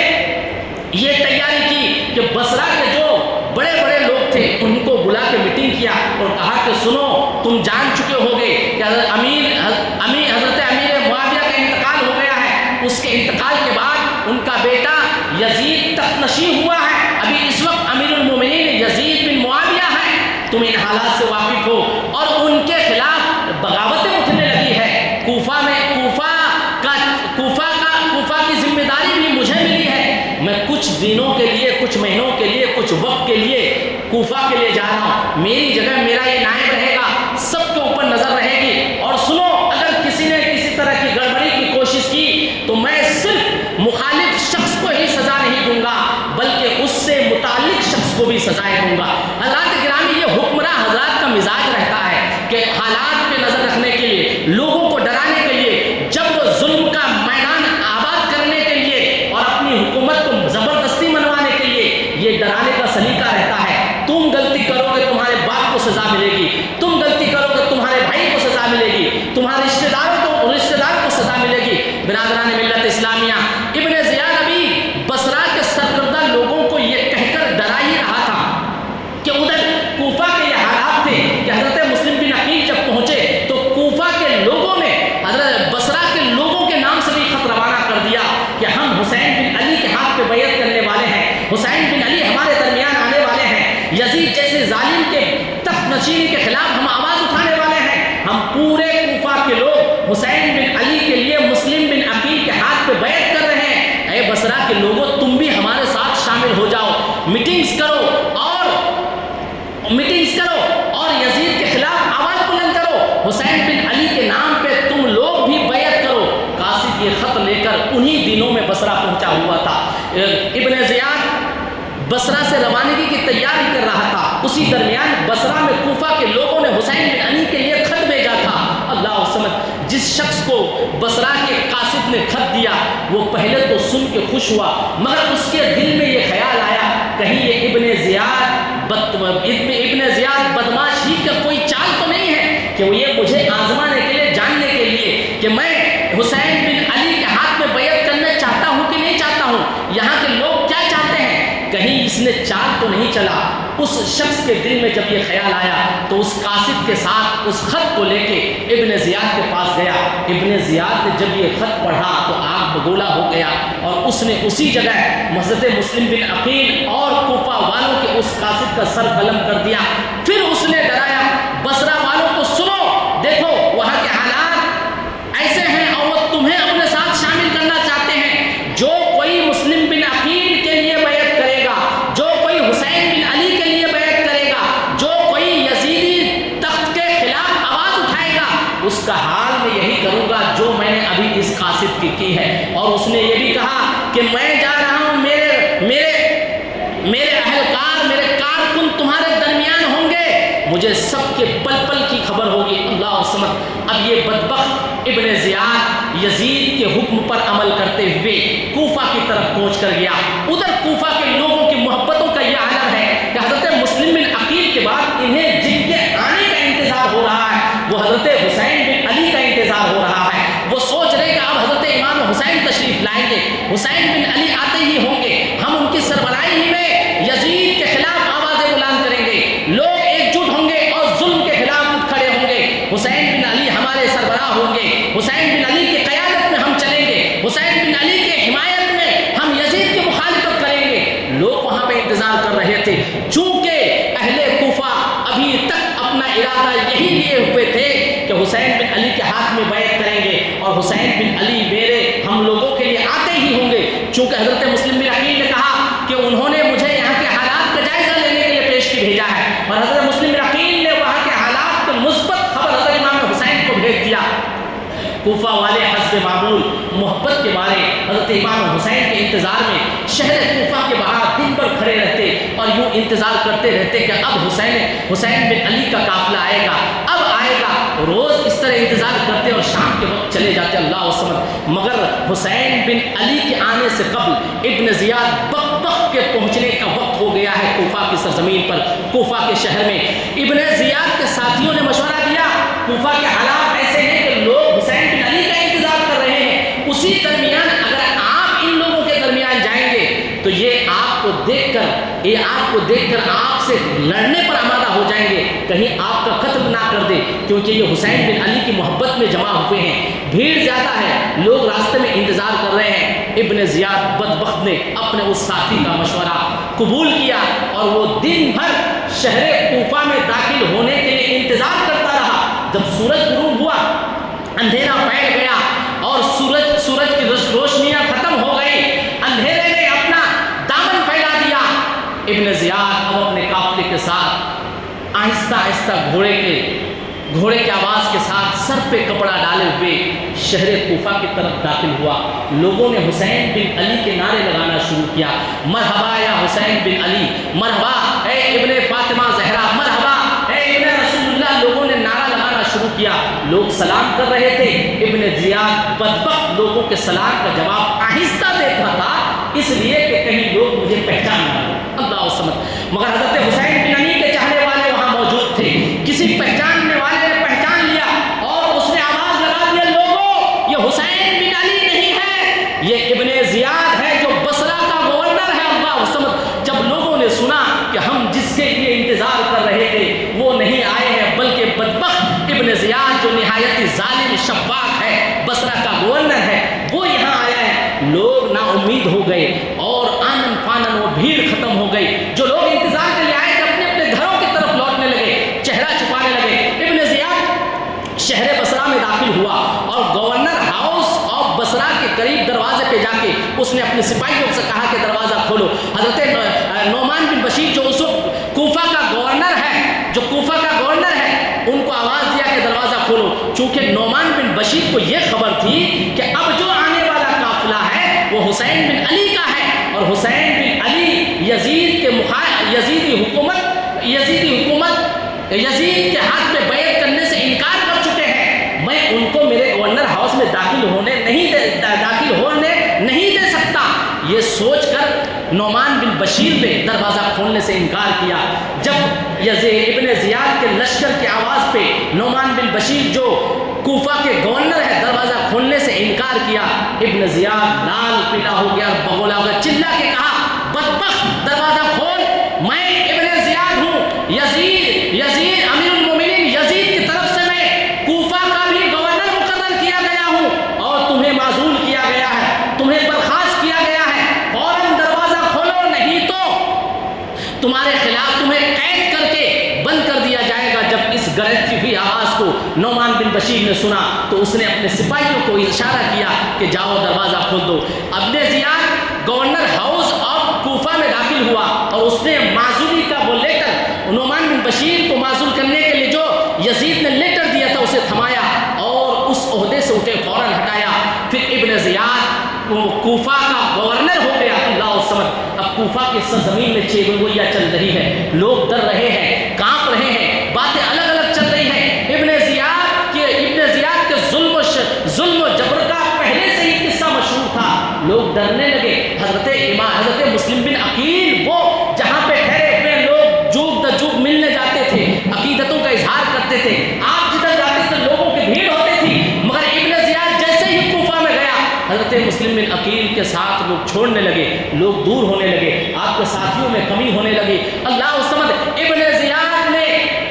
اپنا وہی پرانا مشق دہرایا جو اس نے بصرہ میں دہرایا تھا. کیا کہ اس نے سب سے پہلے میٹنگ لیا کہ کوفہ کے جتنے سرکردہ لوگ ہیں, جتنے شریف لوگ ہیں, جتنے بڑے لوگ ہیں, انہوں نے سب لوگوں کو بلایا اور یزید کا وہ خط پڑھ کے سنایا, حالات سے باخبر کیا اور یزیدی پیغام سنایا اور کہا کہ ہم نے سنا ہے کہ لوگ یہاں پہ مسلم بن عقیل کے ہاتھ میں حضرت حسین بن علی کے لیے بیعت کر رہے ہیں. خبردار اگر کسی نے بیعت کی, میں حکومت کے خلاف اٹھنے والے ہر ہاتھ کو کاٹوں گا, اور جو کوئی یزید کے سلطنت کی بغاوت کرے گا اسے انجام تک پہنچاؤں گا. اس نے اسی طرح معزز لوگوں کو ڈرایا کہ لوگوں کو سمجھاؤ. اب یہ لوگ جب کوفہ کے گورنر ہاؤس سے باہر نکلے باتیں اور عام ہو گئی. اللہ سمجھ, ابن زیاد اب آہستہ آہستہ اس نے تلاش کر دیا حضرت مسلم بن عقیل کے تعلق سے. انہوں نے احکامات جاری کیے کہ مسلم بن عقیل کہاں ہے,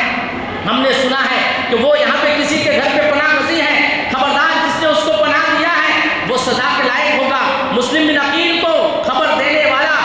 مسلم بن عقیل کو پناہ دینے والا سزا کا مستحق ہے, اور اگر کسی کے بارے میں مجھے کچھ خبر ہوئی تو میں بخشوں گا نہیں. ابن زیاد نے لوگوں کو خوب ڈرایا. برادران ملت اسلامیہ, حضرت مسلم بن عقیل نے جب یہ خبر سنی کہ میری تلاش شروع کر دی گئی ہے اور مجھے تلاش کیا جا رہا ہے, ابن زیاد یہاں پہ گورنر ہو کے یہاں آ گیا ہے, تو آپ نے فوراً اپنے حامیوں کو بلایا, اپنے ساتھیوں کو بلایا. اس وقت آپ حضرت ہانی کے گھر پہ تھے. حضرت ہانی نے آپ کو پناہ دیا ہوا تھا اور ابن زیاد کو خبر بھی ہو گئی. اس نے کہیں خبریوں کو پھیلایا اور اسی چال میں پھیلایا کہ تم معتقد بن کر, مسلم بن عقیل کا چاہنے والا بن کر لوگوں کے درمیان باتیں کرو اور پوچھو کہ میں ان کا چاہنے والا ہوں, ان کی کچھ مدد کرنے چاہتا ہوں, اتنے دینار ہیں اور یہ لڑنے کے لیے سامان لینے کے روپے کے آلات ہیں, یہ انہیں دینا چاہتا ہوں. اللہ الصمد خبر دینے والے نے حضرت مسلم بن عقیل کے اس شخص کا نام دیا جو آپ کے مال اور دینار وغیرہ کا دیکھ ریکھ کرتے تھے اور جنگی آلات کی تیاری کی دیکھ ریکھ کرتے تھے، اس کا نام دیا۔ یہ شخص گیا جو خبری تھا ابن زیاد کا، اس نے ملا اور کہا کہ یہ پیسے ہیں، یہ دینار ہیں اور یہ میں نے دیا ہے اور میں ان کا چاہنے والا ہوں۔ چنانچہ مورخین نے لکھا ہے کہ وہ خبری حضرت ہانی کے گھر میں تقریباً 15 دن تک نظر رکھا کہ حضرت ہانی گھر کے دروازے پہ بیٹھے رہتے ہیں اور ان کے گھر پہ مسلم بن عقیل پناہ لیے ہوئے ہیں۔ وہ جب مکمل یقین کر لیا تو اس خبر کے ساتھ اس نے ابن زیاد کو گورنر ہاؤس میں خبر پہنچا دیا اور کہا کہ میں یقین کے ساتھ کہتا ہوں کہ مسلم بن عقیل ہانی کے گھر میں ہے۔ اللہ سمجھ ابن زیاد نے پھر بڑے لوگوں کا مشورہ کیا۔ وہ آئے دن کوفہ کے بڑے لوگوں کو بلاتا تھا، بات کرتا تھا اور اپنے چونکانے والے سوالوں سے لوگوں کو الجھاتا تھا۔ اس نے اسی درمیان کہا کہ تم سبھی لوگ آتے ہو، ہمارے درمیان ہانی نہیں آتے ہیں، انہیں کیا ہو گیا ہے؟ ابن زیاد ہانی کو جانتا تھا اور ہانی بھی ابن زیاد کو جانتے ہیں، لوگ دونوں ایک دوسرے کو پرسنلی جانتے تھے۔ لوگوں نے کہا کہ ان کی طبیعت نہیں ٹھیک ہے، اللہ الصمد، مگر ان لوگوں نے ایسا کہہ کے اس کو ٹال دیا اور حضرت ہانی کے چاہنے والوں نے انہیں خبر کیا کہ آج کی مشاورتی میٹنگ میں، آج کی نشست میں ابن زیاد نے تمہیں نام لے کے ڈھونڈا ہے، تلاش کیا ہے کہ ہانی کہاں ہے۔ ہم لوگوں نے کہا بیمار ہے، ایسا کرو کہ تم چلے جاؤ اور ملاقات کر لو اور انہیں کچھ بات کر لو تو انہیں یقین ہو جائے گا۔ جب حضرت ہانی دوسرے دن گئے تو ابن زیاد نے ہانی سے بات کیا اور کہا کہ تم کیوں نہیں آتے؟ تو کہنے لگے میری طبیعت نہیں ٹھیک تھی، اللہ الصمد۔ اسی درمیان ابن زیاد بدبخت نے ہانی کو شرمندہ کرنے کے لیے اور ان کے اس عمل کو ظاہر کرنے کے لیے کہ مسلم بن عقیل تمہارے گھر پہ پناہ گزین ہے، وہ بتانے کے لیے اس غلام کو اشارہ کیا جو حضرت ہانی کے گھر پہ 15 دن تک پہرا دیا تھا اور حضرت مسلم بن عقیل کے ساتھی کو اس نے مدد کرنے کے لیے کچھ درہم دیا تھا۔ وہ کھڑا ہو گیا اور کہنے لگا اے ہانی، کیا تم اسے پہچانتے ہو؟ حضرت ہانی سمجھ گئے کہ یہ چال تھا، یہ بدبخت جو میرے گھر میں 15 دن نگرانی کرتا رہا، اس نے ابن زیاد کو سب بتا دیا ہے۔ حضرت ہانی نے اپنے دبے لفظوں میں کہا کہ میں انہیں بلانے نہیں گیا تھا، وہ میرے گھر آئے، وہ مہمان ہیں وہ میرے مہمان ہیں اور وہ جب میرے گھر آئے تو میں نے انہیں پناہ دیا، اس میں کیا غلطی کی؟ حضرت ہانی کے اس جواب کے بعد ابن زیاد غصہ گیا اور اس نے ہانی کو قید کر دیا، اللہ الصمد، اس نے حضرت ہانی کو قید کر دیا۔ جب یہ خبر عام ہو گئی کہ ہانی کو قید کر دیا گیا اور کوفہ میں یہ بھی خبر مشہور ہو گئی کہ ہانی کا قتل کر دیا گیا ہے، ابن زیاد گھبرا گیا کیونکہ ہانی کوفہ میں معزز لوگوں میں سے تھے، ان کی حمایت میں بھی لوگ جمع ہونے لگے، اللہ سمجھ۔ ابن زیاد نے لوگوں کی بھیڑ کو تتر بتر کرنے کے لیے سب سے پہلے لوگوں سے کہا کہ لوگوں سنو، ہانی کا قتل نہیں ہوا ہے، ہانی زندہ ہے۔ حضرت مسلم بن عقیل نے جب سنا کہ ہانی کو گرفتار کر لیا گیا تو آپ اپنے ساتھیوں کے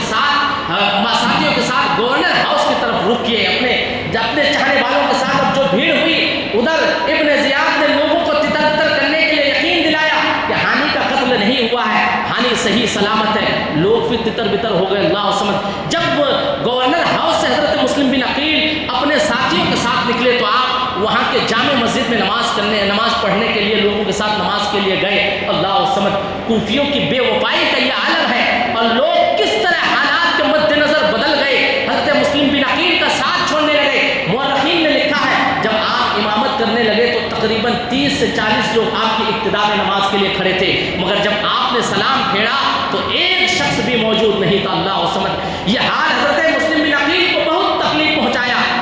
اور آپ وہاں سے نا امید ہو کر اور پریشان حال ہو کر کسی اور طرف چلے گئے۔ رات کے اندھیرے میں چل رہے ہیں اور آپ کو کوئی پناہ دینے کو راضی نہیں ہے، آپ پریشان حال ہیں کہ ایک بڑھیا نے آپ کو پناہ دی، پانی کے لیے وہ دروازے میں تھی جس کا نام تاریخ میں طوا آتا ہے، اس بڑھیا نے آپ کو پناہ دیا۔ پہلے آپ پانی پیے، پانی پینے کے بعد آپ جب کہیں گئے نہیں تو اس بڑھیا نے کہا کہ تم گئے کیوں نہیں؟ حضرت مسلم بن عقیل نے کہا اے بڑھیا میں جاؤں کہاں؟ میں اس شہر میں اجنبی ہوں، تم مجھے نہیں جانتی ہو، کیا تم نے مسلم بن عقیل کا نام سنا ہے؟ وہ اہل بیت کی چاہنے والی بوڑھی خاتون تھی، وہ حسین بن علی کے ماننے والی خاتون تھی، وہ رسول اللہ کے شہزادوں کے شہدائی خاتون تھی۔ وہ کہنے لگی کہ ہاں میں مسلم بن عقیل کو جانتی ہوں۔ حضرت مسلم بن عقیل نے کہا کہ میں مسلم بن عقیل ہوں، لوگوں نے مجھے یہاں بلایا، حسین بن علی کے لیے بیعت کیا، آج مجھے بے یار مددگار چھوڑ دیا گیا ہے،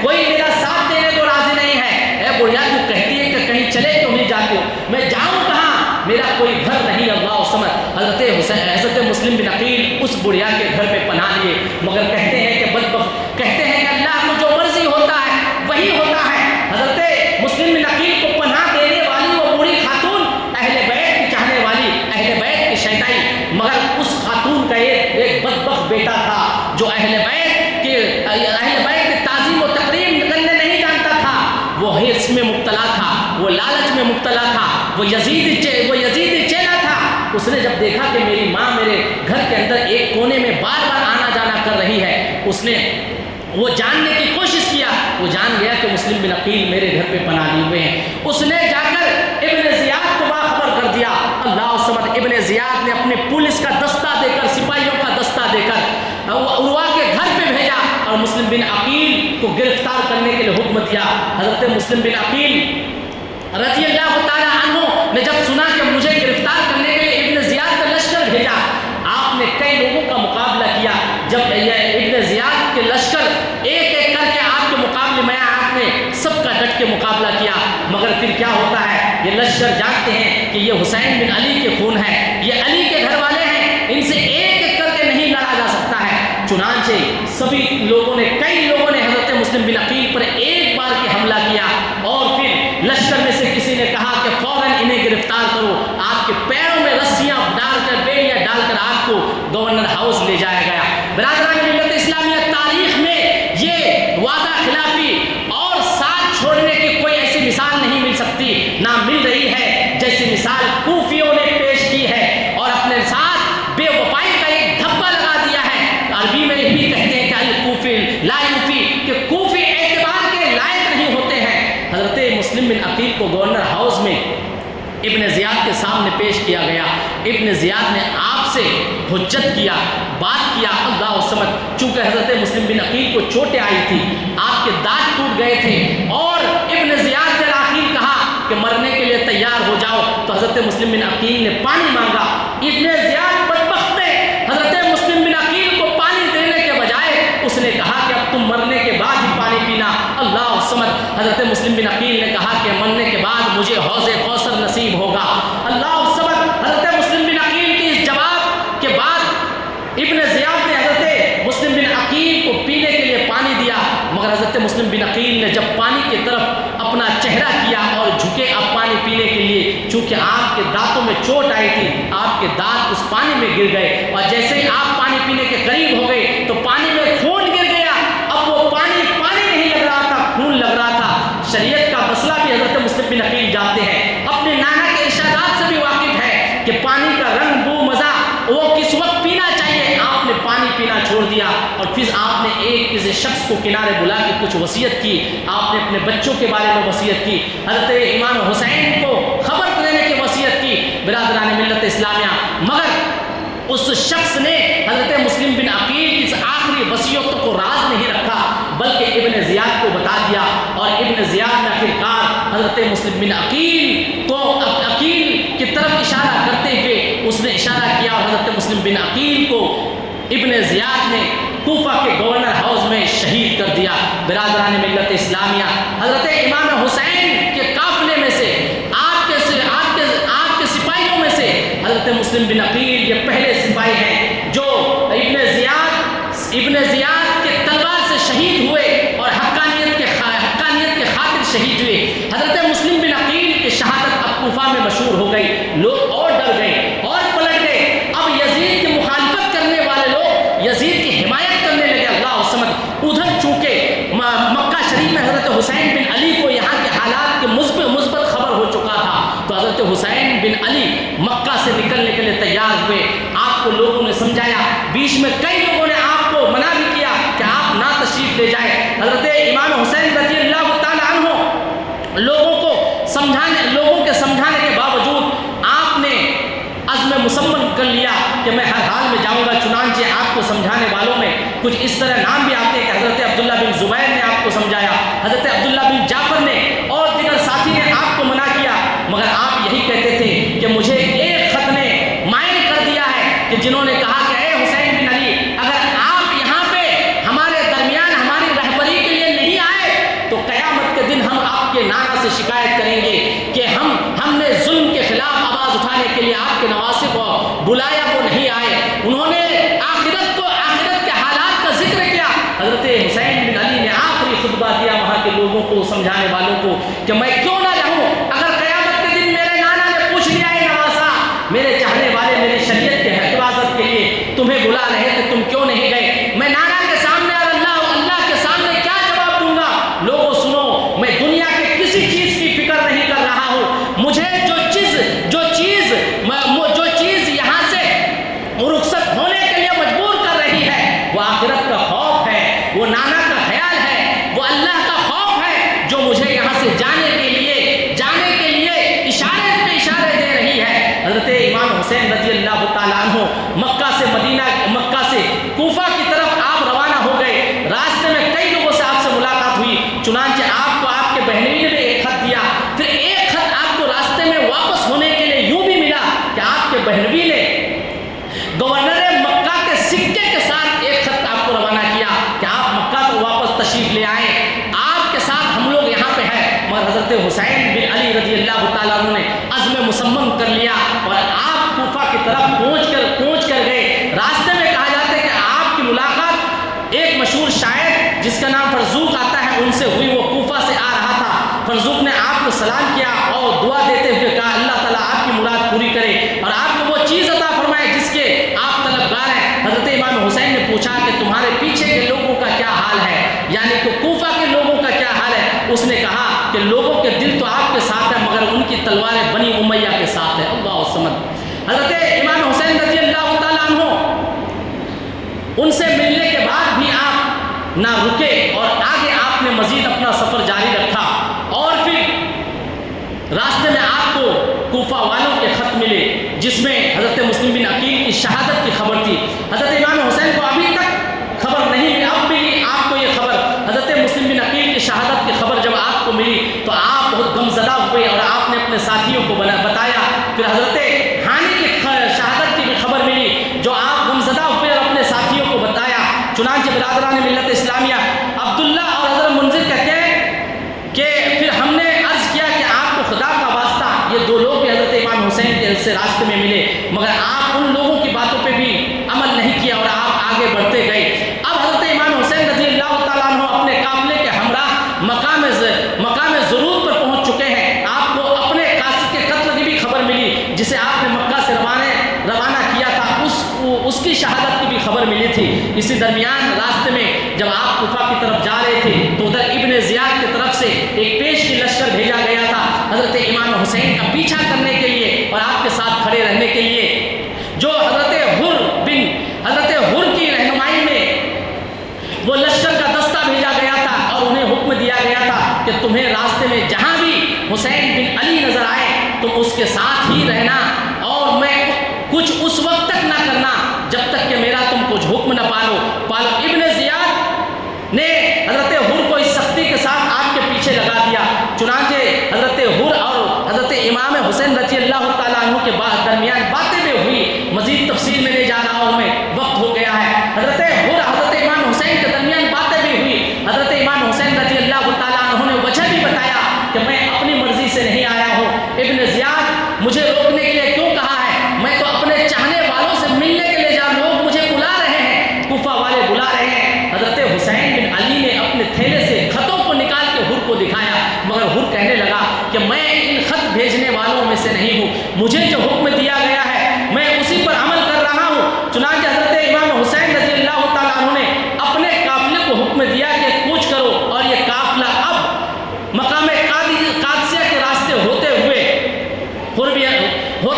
آگے کی طرف بڑھ رہا تھا۔ حضرت حر آپ کے ساتھ ساتھ چلے آتے، آپ نینوا کے میدان میں پہنچے تو آپ نے کوفہ سے آتے ہوئے ایک سوار کو دیکھا، سب لوگ ٹھہر کر اس کا انتظار کرنے لگے، وہ آیا تو حضرت امام حسین رضی اللہ تعالیٰ عنہ آپ ان کے ساتھیوں کو سلام کے بجائے حر کو سلام کیا اور ابن زیاد کی طرف سے حر کو ایک خط دیا۔ اس خط میں لکھا تھا جس وقت میرا قاصد میرا خط لے کر تمہارے پاس پہنچے ہیں تو اسی وقت حسین پر سختی کرو، پس تم اس کو سوائے ایسے کھلے میدان کے جہاں نہ تو کوئی پناہ گاہ ہو، نہ پانی ہو، نہ کہیں اترنے دو، اللہ سمجھ، اسی طرح بے یار اور ایسی جگہ حسین بن علی کو ٹھہرنے کے لیے مجبور کرو جہاں پہ پانی کی کمی ہو اور برادران ملت اسلامیہ،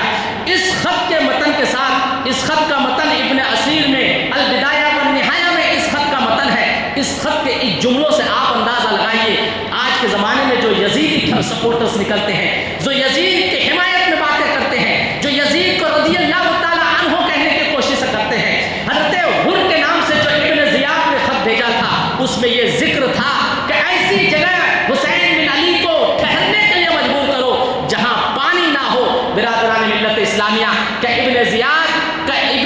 کی یہ نیت نہیں تھی کہ اہل بیت کے ان نفوس کو تکلیف پہنچائی جائے، کیا ایسی جگہ کا تشخص کرنا، ایسی جگہ کی نشاندہی کرنا کہ وہاں ٹھہرنے پہ مجبور کرو جہاں پانی نہ ہو، اس کا مقصد یہی تھا، امام حسین کو تکلیف دینا، حضرت امام حسین کو پیاسے بھوکے رکھنا، حضرت امام حسین کو ستانا، حضرت امام حسین کو قتل کرنا، یہی مقصد تھا۔ چونکہ جب ایسا مقصد رہتا ہے تب انسان کسی غیر اخلاقی چیز پر ٹھہرنے کے لیے مجبور کرتا ہے۔ حضرت امام حسین رضی اللہ تعالیٰ عنہ چلتے رہے، چلتے نینوا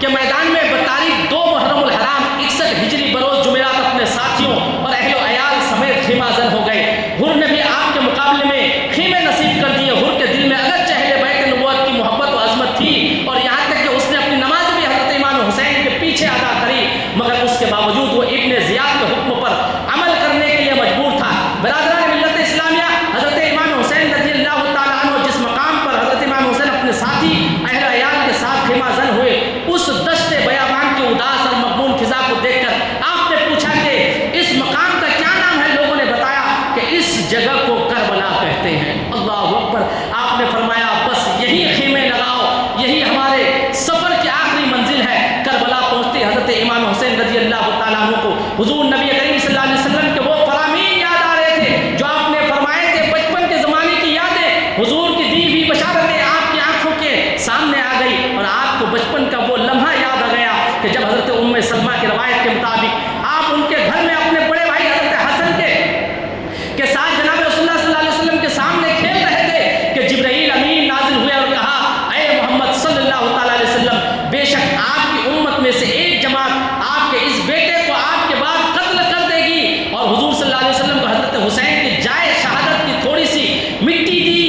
رسول صلی اللہ علیہ وسلم نے اس مٹی کو سونگا اور فرمایا کہ اس میں رنج و بلا کی بوت آتی ہے، اور حضور صلی اللہ علیہ وسلم نے حضرت امام حسین کو اپنے سینے سے چمٹا لیا اور رو دیے۔ پھر آپ نے فرمایا، اے ام سلمہ، حضور صلی اللہ علیہ وسلم کی وہ حدیث یاد آئی حضرت امام حسین کو، اے ام سلمہ، جب یہ مٹی خون میں بدل جائے تو جان لینا کہ میرا یہ بیٹا قتل ہو گیا ہے۔ حضرات گرامی اس حدیث کو یاد کرنے لگے، رسول اللہ صلی اللہ علیہ وسلم کی زندگی کا وہ لمحہ حضرت امام حسین کو یاد آنے لگا۔ اس حدیث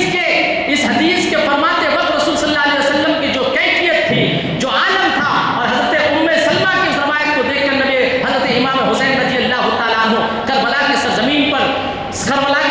پر خیمہ زن ہو گئے، یہ جانتے ہوئے کہ یہی وہ جگہ ہے، یہی وہ کربلا کی زمین ہے جہاں پہ میری شہادت ہوگی اور میرے نبی کی امت میں سے لوگ میرا قتل کریں گے۔ اسی جگہ کی اور یہیں کی شہادت کی، میری شہادت کی، میرے نانا نے جو پیش گوئی فرمائی ہے، وہ وقت آ گیا ہے۔ اللہ الصمد قرآن مقدس کی آیتیں موجود ہے، اللہ والے اللہ کے راضی پہ راضی رہتے ہیں، اللہ جس حال میں رکھتا ہے اسی پہ راضی رہتے ہیں، اللہ اگر امتحان لیتا ہے تو وہ امتحان میں کامیاب ہوتے ہیں۔ حضرت امام حسین غمزدہ ہوئے اور سمجھ گئے کہ یہی وہ سرزمین ہے جہاں میں شہید کیا جاؤں گا۔ برادران ملت اسلامیہ، اگر آج ہم میں سے کسی کو کہیں جانے سے پہلے پتہ چل جائے کہ وہاں پہ شیر کا حملہ ہونے والا ہے، وہاں پہ آگ لگنے والی ہے، میری جان کو خطرہ، موت سے ہے پنجہ لڑایا علی کے لال نے، موت سے ہے پنجہ لڑایا علی کے لال نے، کربلا میں سر کٹایا علی کے لال نے، دین کا ڈنکا بجایا علی کے لال نے، ظالموں نے ہاتھ مانگا جس گھڑی شبیر سے، ظالموں نے ہاتھ مانگا جس گھڑی شبیر سے، اس کے بدلے سر کٹایا آمنہ کے لال نے، اس کے بدلے سر کٹایا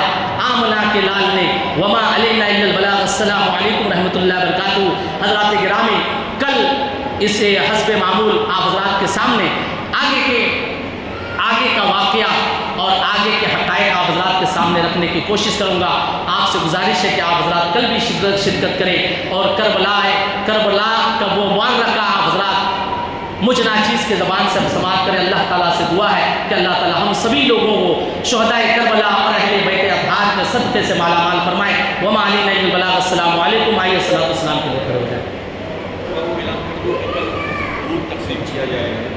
حضرات گرامی ضرور اعلان سماعت کیجیے۔ آپ جانتے ہیں کہ 10ویں شب میں الحمدللہ حضور معین ملت کی دعا کے بعد آپ دعا فرماتے ہیں اور لنگر حسین تقسیم ہوتا ہے۔ لنگر حسین میں امسال 4000 لیٹر دودھ تقسیم کیا جائے گا عیدگاہ میدان میں،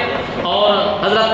سید شاہ حسین اشرف الاشرف الجیلانی اور حضرت سید شاہ حسن اشرف الاشرف الجیلانی بھی موجود ہوں گے، دیگر سادات کرام موجود ہوں گے۔ آپ حضرات اس فاتحے میں بھی شرکت کریں اور لنگر لے کے جائیں، اور عشاء کے بعد حسب معمول یہ پروگرام بھی منعقد ہوگا، آپ حضرات اس میں بھی شرکت کریں۔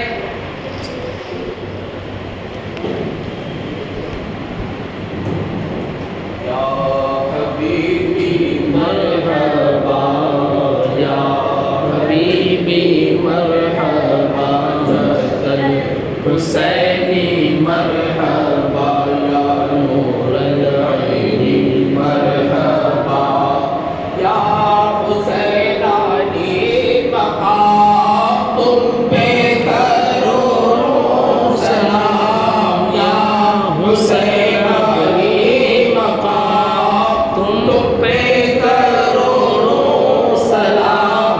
رات دن اور صبح شام تم پہ لاکھوں سلام، یا حسینی مقام، یا حسینانی مقام تم پہ کروڑوں سلام۔ باپ ہے شیر خدا، نانا ہے خیر الورا، باپ ہے شیر خدا، نانا ہے خیر الورا، تم جنت کے مہمان تم پہ کروڑوں سلام، یا حسین علی مقام تم پہ کروڑوں سلام۔ اصغر کو بھی دے دیا، اکبر کو بھی دے دیا، اصغر کو بھی دے دیا، اکبر کو بھی دے دیا،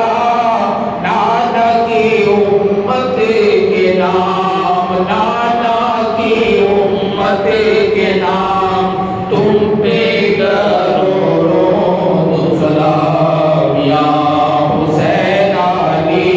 مقام تم پہ کروڑوں سلام، یا نبی سلام علیکہ، یا رسول سلام علیکہ، یا حبیب سلام علیکہ، صلوات اللہ علیکہ، ہو کرم محبوب داور